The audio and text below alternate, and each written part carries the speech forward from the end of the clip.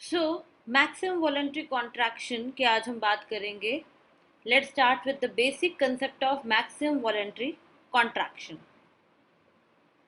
Now maximum voluntary contraction is basically एक, आप कहो स्पोर्ट्स पर्सन्स में ये चीज़ बहुत ज़्यादा इम्पॉर्टेंट है, या कहो अगर मुझे ये देखना हो कि किसी पर्सन की मसल्स या किसी पर्सन का एक बॉडी पार्ट की जितनी भी मसल्स हैं वो मैक्सिमम कितना कॉन्ट्रैक्ट कर सकती हैं. So we are aiming really high. एक होता है आपका, अगर आप हायरार्की पे जाओ,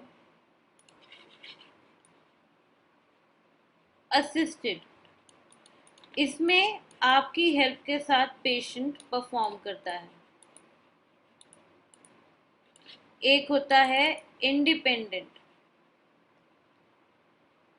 जिसको हम एमएमटी का ग्रेड 3 भी बोलते हैं.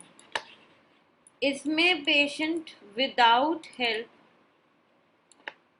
परफॉर्म करता है. Then we talk about resisted. Resisted में बेसिकली थ्रू आउट मोशन आप रेजिस्टेंस देते हो. This is for strengthening. अब maximum voluntary contraction is something advanced. Maximum voluntary contraction ये देखता है for a motion what is the maximum strength exhibited by muscles. So कोई भी मोशन है, उसके मोशन को कराने के लिए जो मसल्स वर्क करती है वो मसल्स मैक्सिमम कितना कॉन्ट्रैक्ट कर सकती हैं, मैक्सिमम कितना स्ट्रेंथ दिखा सकती है, that is maximum voluntary contraction. If you go to the words, maximum means the highest level, voluntary means independent, contraction means contracting the muscles. So basically maximum voluntary contraction means for a given motion how much maximum strength can be shown by a group of muscle to perform that motion. अब अगर मैं बात करूं elbow flexion की, elbow flexion में आपको पता है फ्लेक्सर्स काम करते हैं.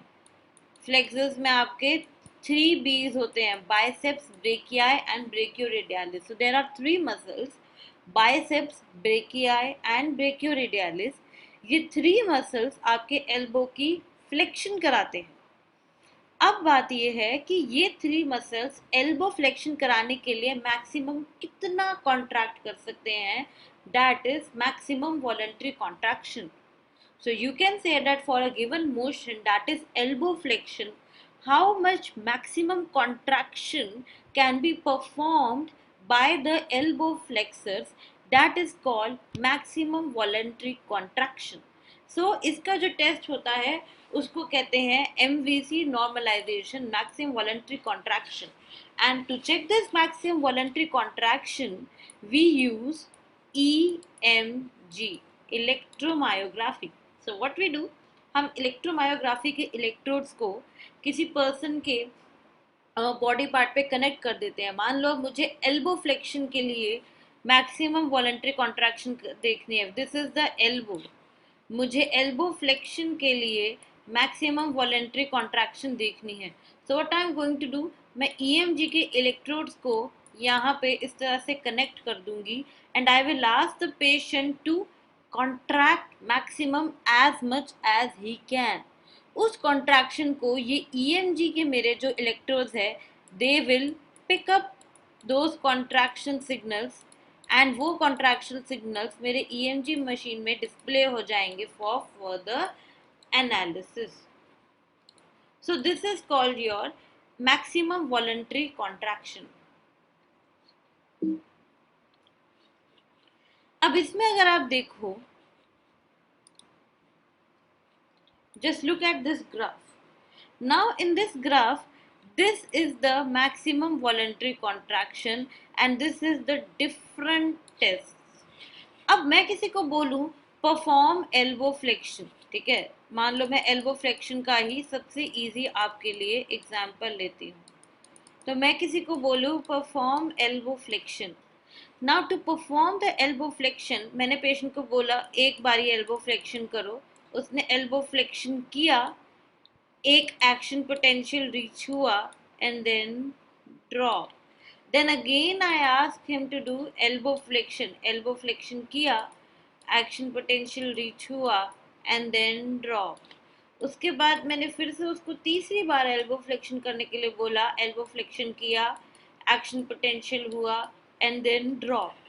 इसमें से तीनों में से किसी का भी एक्शन पोटेंशियल आपकी 100% वाली कॉन्ट्रैक्शन को अचीव नहीं कर पाया। There is so much gap, they were unable to achieve your 100%. So now to achieve this 100%, what we do, I will ask the patient to keep the elbow neutral at 90 degree. Why 90 degree? Because maximum voluntary contraction को check करने के लिए हमें किसी भी body part को middle range of motion में रखना पड़ता है. So I will ask the patient to keep it in between 70 to 90 degree. आपकी normal elbow flexion है, उसका हाफ अगर मैं लूँ तो 70 to 90 डिग्रीज के बीच में I will ask the person to maintain. So आपका जो 70 to 90 डिग्रीज है उसमें I will ask the patient to maintain flexion. इस 70 to 90 डिग्रीज की रेंज में I will ask the patient to contract the flexors as much as possible. उस time पे जो मुझे मैक्सिमम वॉलंटरी कॉन्ट्रैक्शन मिलेगा that will be at 100%. So पहले हमने सिंपल एल्बो फ्लेक्शन किया तब 100% नहीं आया.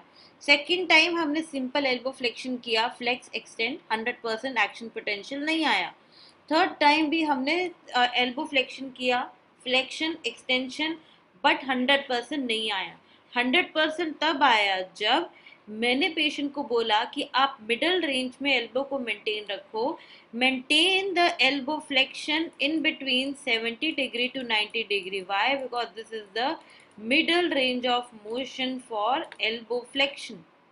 उसके बाद मैंने बोला अपने हाथों को जोर से कॉन्ट्रैक्ट कर लो, contract your biceps, contract your flexors as much as you can, and then you will obtain the maximum voluntary contraction. थोड़ा थोड़ा अभी इसमें बेसिक समझ आ गया होगा, अभी आगे धीरे धीरे देखते जाओ और क्लैरिटी आती जाएगी. इतना समझो कि आप जो नॉर्मल मोशन कराते हो उसमें आपका कभी भी 100% कॉन्ट्रैक्शन अचीव नहीं होता.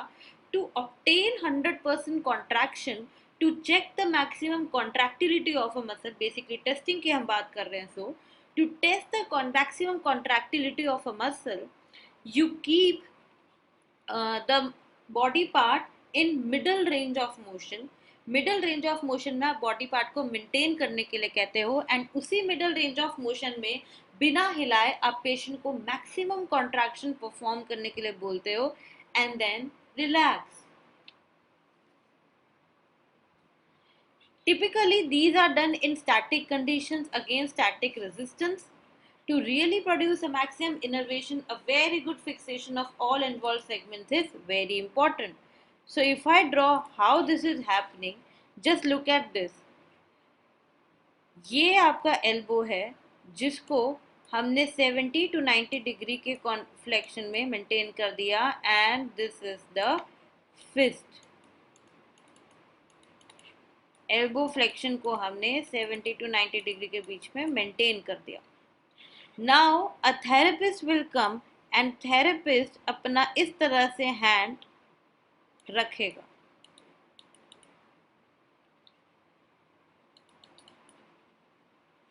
सो अब क्या होगा, यही पे हम पेशेंट को बोलेंगे पेशेंट को यही पोजीशन मेंटेन करके रखनी है, पेशेंट को जोर से अपने फिस्ट को प्रेस करना है थेरेपिस्ट के हैंड के अगेंस्ट.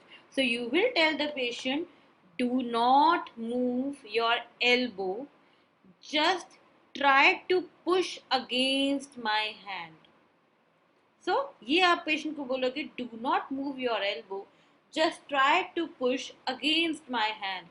तो आपने पेशेंट को 70 to 90 डिग्री पोजीशन में रख दिया, एल्बो फ्लेक्शन को 70 to 90 डिग्री एल्बो फ्लेक्शन को मेंटेन किया, पेशेंट की फिस्ट बनवा दी, आपने अपना हाथ रख दिया, आपने अपने हाथ से पेशेंट के हाथ पे जोर दिया, and you ask him to push against your hand. You should not let the patient move the hand, just वो आपके हैंड के अगेंस्ट सिंपल पुश करेगा. यही चीज जो यहाँ पे पुश करते हुए कॉन्ट्रैक्शंस आएगी, उसको ईएमजी के इलेक्ट्रोड्स रिकॉर्ड करेंगे. क्लियर? सो अब ये जो आपकी मैक्सिमम कॉन्ट्रैक्शन है, इसमें बहुत ज़्यादा एक्सेसिव कॉन्ट्रैक्शन यूज होने वाली है. नाउ अब इस कॉन्ट्रैक्शन के लिए बहुत ज़्यादा मसल पावर यूज होगा. अगर कोई पेशेंट है जिसको फ्रैक्चर होगा, या अगर कोई पेशेंट है जिसको मसल इंजरी होगी, उस पेशेंट में ये टेस्टिंग कॉन्ट्राइंडिकेटेड है. नाउ यू विल आस्क कि धीरे धीरे पेशेंट अगर रिकवर करेगा तो क्या? धीरे धीरे जब आपका पेशेंट रिकवर करेगा, तब आप उसका जो उस टाइम का मैक्सिमम एफर्ट है, वो आप लगवा के ईएमजी से टेस्टिंग करके रिकॉर्डिंग कर सकते हैं.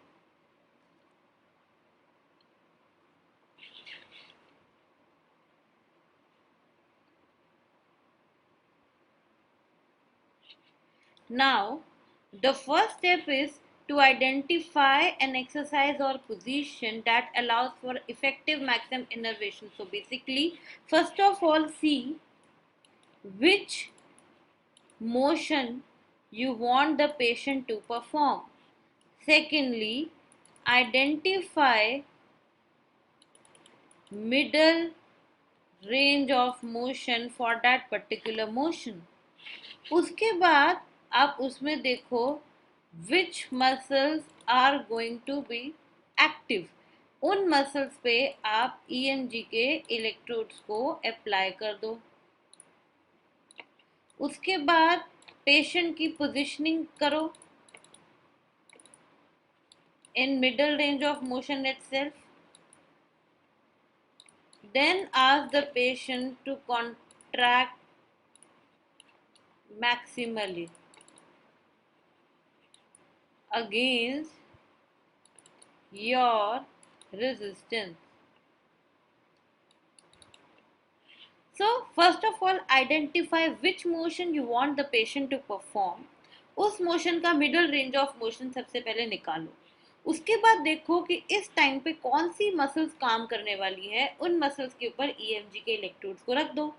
उसके बाद जो आपने middle range of motion identify किया, उसी मिडल रेंज ऑफ मोशन में पेशेंट को अच्छे से पोजीशन कर दो, उसके बॉडी सेगमेंट्स को स्टेबलाइज कर दो with the help of straps, and then ask the patient to contract maximally against resistance which has been provided by your hand.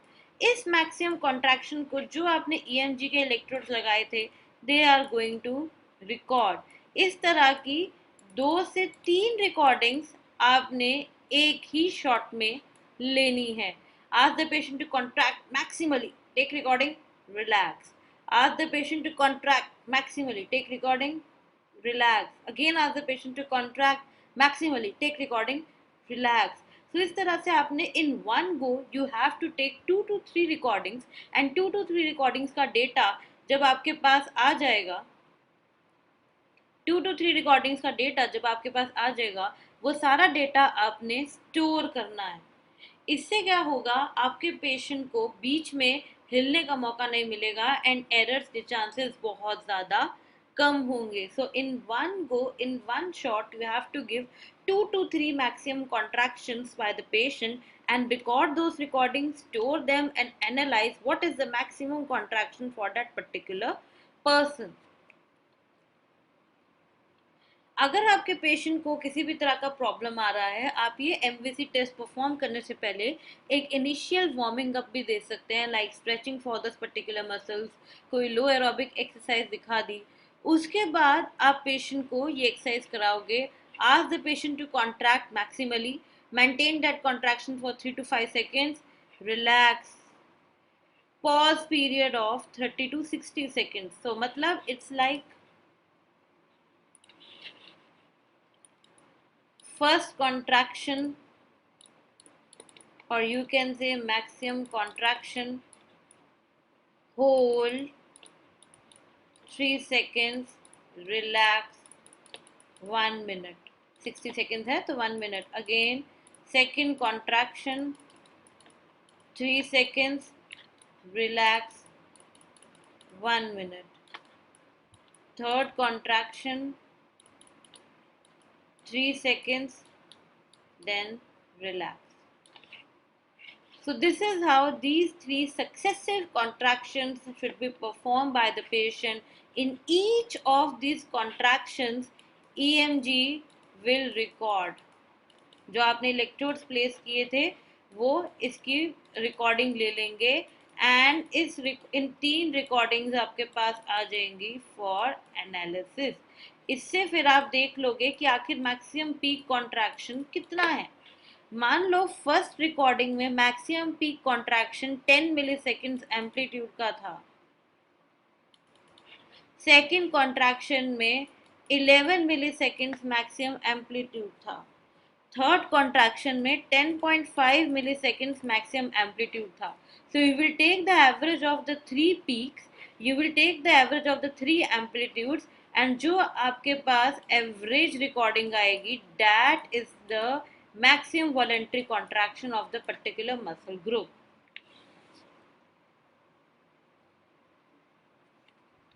So इस तरह से अगर आप देखो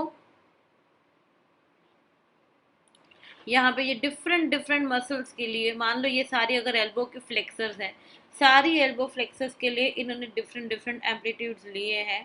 see how many recordings they have taken.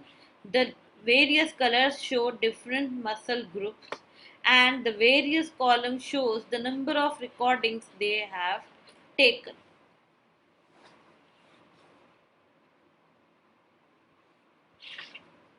So I hope इतना आपको MVC का clear हुआ कि MVC बेसिकली क्या है.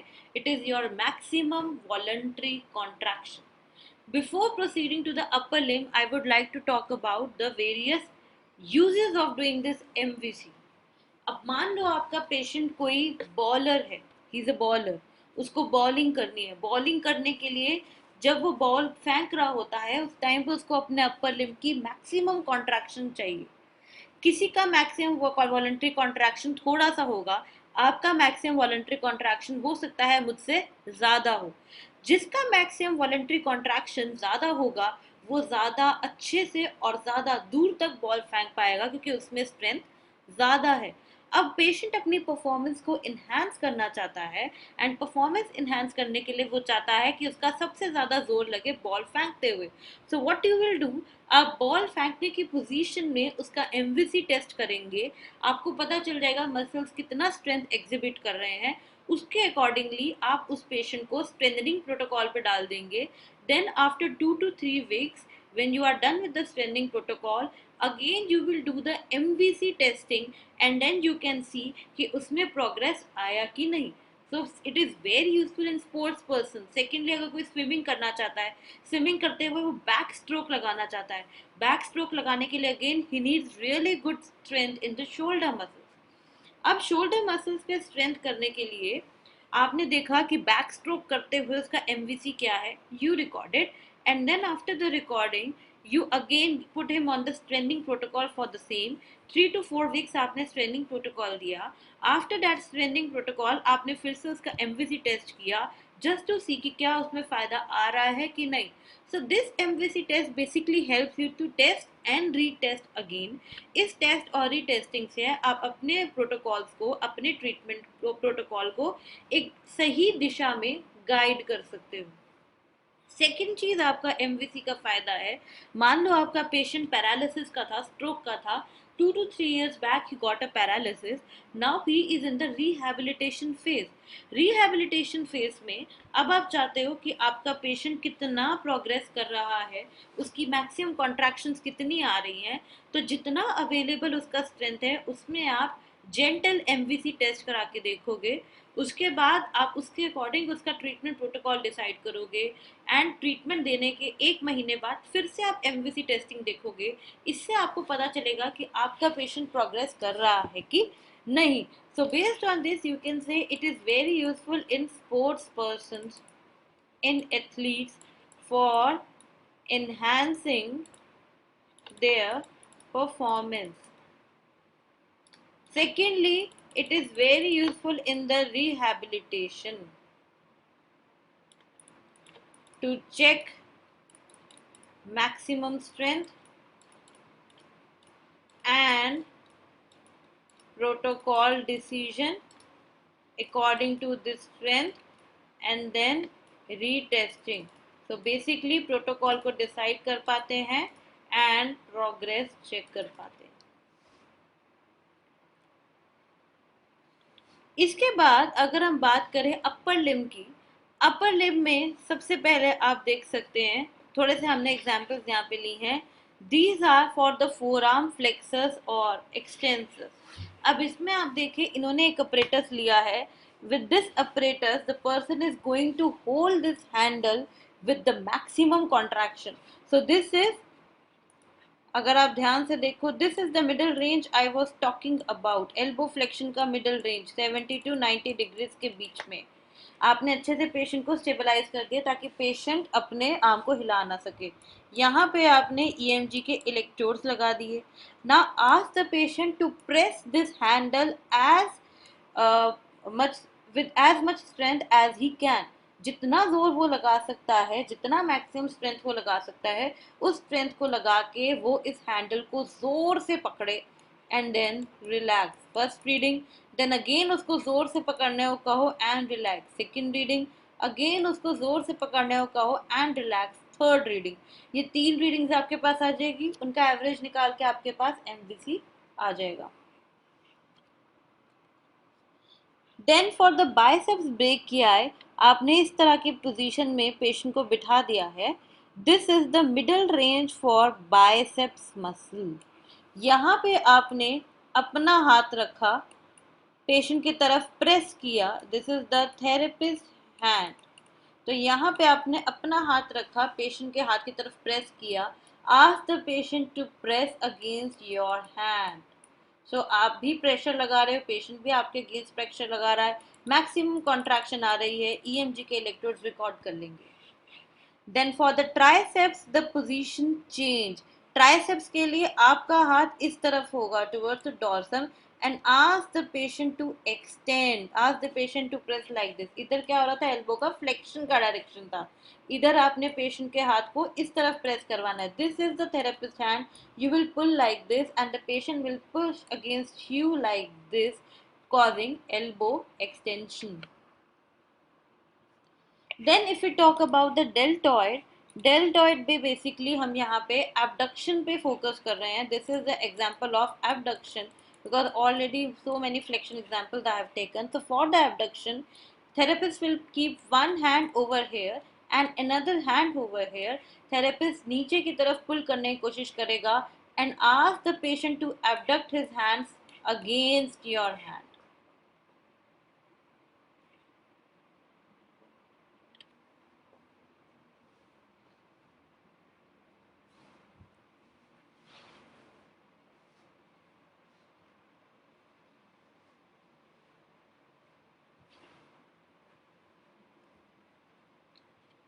उसके बाद ट्रेपीजियस की बात करें. ट्रेपीजियस का फंक्शन है शोल्डर एलिवेशन. सो आप क्या करेंगे, शोल्डर एलिवेट करने के लिए बोलेंगे. शोल्डर एलिवेट जब पेशेंट करेगा, आपका हाथ इधर होगा. These are the positions for the therapist hand. Therapist shoulder के ऊपर हैंड जोर से रखेगा एंड शोल्डर्स की तरफ प्रेस करेगा. पेशेंट को अपने शोल्डर्स को आपके हैंड के अगेंस्ट एलिवेट करना है. Record that maximum contraction and relax. Then for the pectoralis major, we all know pectoralis आपके स्कैपुला की प्रोट्रैक्शन कराने के लिए रिस्पॉन्सिबल है. So if you push your hand like this, if you push your hand like this in the upper direction, that is the position of pectoralis. So what you need to do, आपने क्या करना है, आपने patient के hand की तरफ नीचे की तरफ प्रेस करना है ऐसा. So this is the fist. You press on the fist of the patient and patient will push against you in the opposite direction. This is for pectoralis major. Then for the infraspinatus, it is a rotator. Okay, it is an external rotator. So ask the patient to keep the position like this. आप patient को इस तरफ resistance देंगे and patient has to externally rotate in the opposite direction. Then for the rhomboidus is basically your retractor. Rhomboidus आपका retractor है। So आपने क्या करना है, थेरेपिस्ट ने पेशेंट को प्रोन पोजीशन में लेटाना है। आपने इस तरह से शोल्डर के ऊपर अपने हाथ से प्रेशर देना है and the patient will retract against your hand. You are keeping the hands on the scapula, not so hard. आराम से जेंटली रखिए स्कैपुला के ऊपर हाथ। आपने स्कैपुला के ऊपर हाथ रखा, प्रेशर दिया and now the patient has to retract against the hand. And in the last trapezius latissimus dorsi. अब इसका जो काम है ट्रेपीजियस का, लेटिसिमस का एंड ट्रेपीजियस पेसेंडेंस, ये आपका बेसिकली जो है, ये ट्रेपीजियस आपके बेसिकली लोअर फाइबर्स की हम बात कर रहे हैं and latissimus they cause scapular depression. So आपका काम है पेशेंट को अब नीचे से प्रेशर देना अपने हैंड से। This arrow signifies the therapist hand. आपने पेशेंट को नीचे से स्कैपुला के ऊपर आपने पेशेंट को प्रेशर देना है। You have to pull the scapula upwards and the patient has to depress the scapula downwards against your hand. So that is for latissimus dorsi. It is a very good retractor and depressor of the scapula.